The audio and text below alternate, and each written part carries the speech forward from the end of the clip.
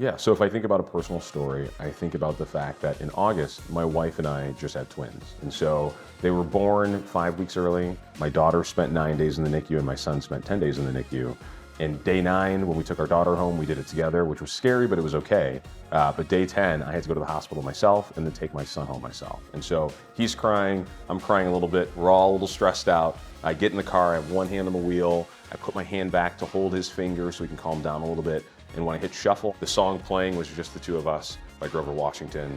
That was a moment, that was like my get to be a parent moment. He calmed down a little bit, I calmed down a little bit. We drove like 2.5 miles an hour on the way home. But that was the moment I realized this parenting thing is gonna be okay. Growing up, I told my mom how much I hated my name. She always joked with me that she could have named me Bertha instead, after my grandmother. And I thought, okay, well, I definitely don't want to be Bertha, so thanks, Mom, but I'll keep Abigail. But as I grew up, I got to know a little bit more about Bertha. She was a VP at a bank at a time when women weren't really in roles like that, especially in finance. At this point in my career, I'm at a bank and I love what I'm doing. I'm really proud to say I'm Bertha's granddaughter. Love the uplifting woman in my life. I want to uplift my daughter and other women around me. Growing up in a family business, I was always around my family while they were working. So I remember driving around job sites with my dad, going to the office with him. And I remember distinctly one day sitting across from my grandma, watching her work and looking at her and thinking, wow, I want to be just like her and become a successful businesswoman. That day forward, I decided I wasn't allowing my mom to dress me in dresses anymore. I wanted to wear suits and I wanted to be a businesswoman.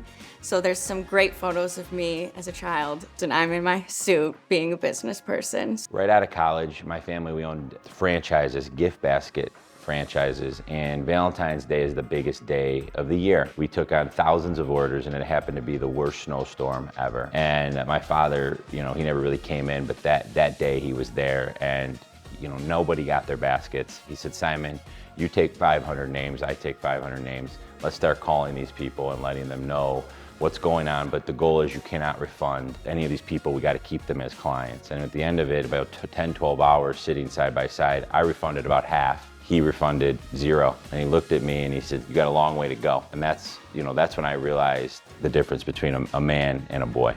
I'm fortunate to have grown up in Metro Detroit around 2 different family businesses. Both my father's side of the family and my mother's side of the family run 4th generation family businesses. They're all based out of here in the Metro Detroit area.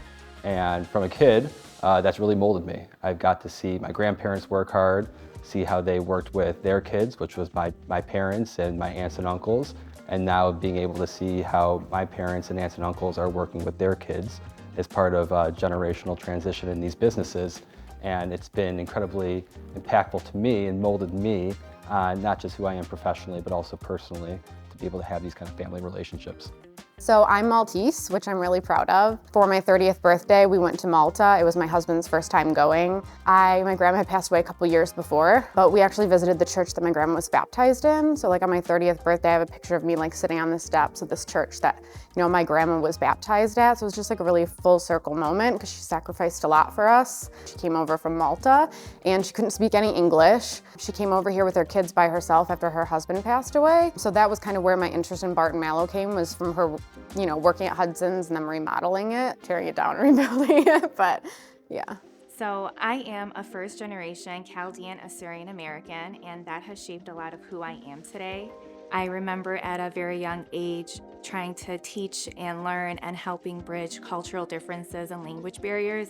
And it was in one of those moments that I realized the significance of what my parents actually had to endure coming to a completely new country with young children. And it was also in that moment that I realized how important it was to try to live out the American dream. So for me, that's always a thought throughout the day, the importance of trying to be embraced within the Chaldean and Assyrian communities and culture. So one year my brother and I, we went to California to attend a video game expo called E3. And when we got there, my brother reached for his back pocket to get his badge and realized that it was missing. So we had to go to the counter to get it reprinted, and the lady said it would be $9.95.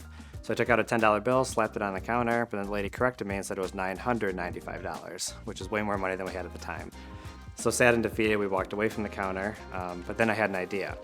So we approached a different counter and talked to a different lady. And this time I went in with a big smile. I referred to her by her first name, and I was as nice as possible when I asked for her to help us. And she smiled back and said, of course, and went and reprinted the badge.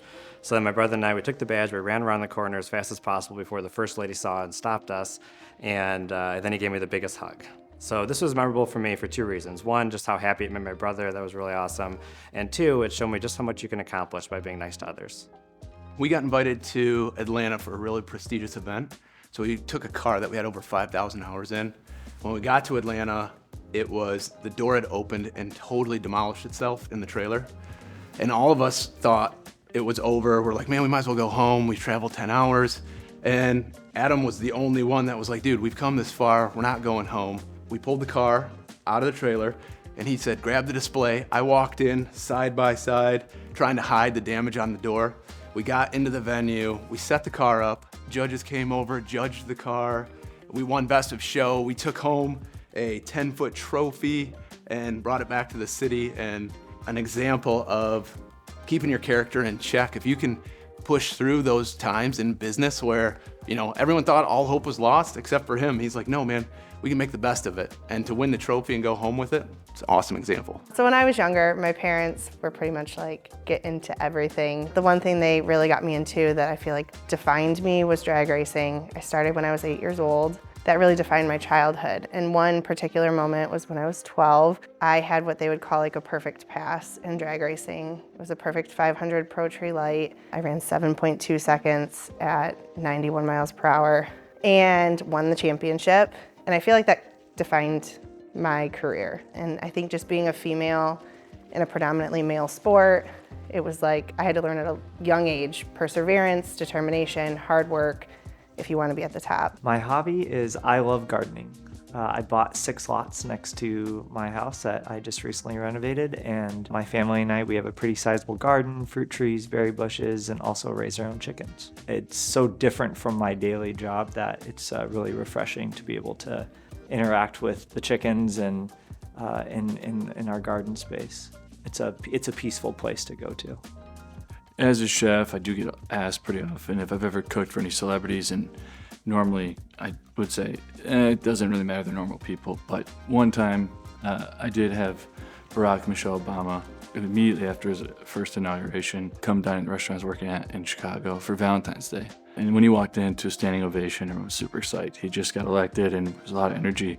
He looked over at me and my best friend that were working in the station. I was in the dining room. And he said, gentlemen, and I looked at him and said, happy Valentine's Day, Mr. President. And my friend just comes out with, ugh. And I look at him, we look at Barack Obama, and he just says, gentlemen, and walks up the stairs to the dining room. And I turned to my friend, I was like, what was that? And he said, well, you said Mr. President. It sounded so cool. I had to say something. And all I could think was like, that's the best you could come up with. So that is one time it stood out. My name is Jimmy Saros. I am the president and CEO of Saros Real Estate, which is our family business. One of my favorite clients I've come across to date is a woman who's a retired bank teller at a local neighborhood bank, and one of her regulars is a woman named Mary, and they became friends, and I think just anyone who met Nora became friends with her. She's genuine, very warm person. And Mary passed, and Nora learned that Mary left everything to Nora because she had no other family, spouses, anything. So, and including a building that we sold for Nora for $7.5 million. That is just something that, good things can happen to good people. What we are trying to accomplish here by setting up these Women Heart Centers and this Women Heart program is to provide women with the heart care they have long deserved. Every time that woman comes to you and tells you, hey, I feel better with the medications you put me on, hey, I know what the problem is, it has improved my quality of life, it's extremely gratifying. The smile on their face is everything you need. In 2018, we were able to take clients on a trip with the team to Memphis. During that trip, we were able to go with the team on their visit to St. Jude. And as someone who's had cancer affect me very personally, it was just an incredible experience to be able to watch the kids forget for 2 hours why they are there and to look up to their heroes, and these NBA guys are just playing with them. And it was just the most incredible experience, and I'm so forever grateful that my job has been able to provide me opportunities like that.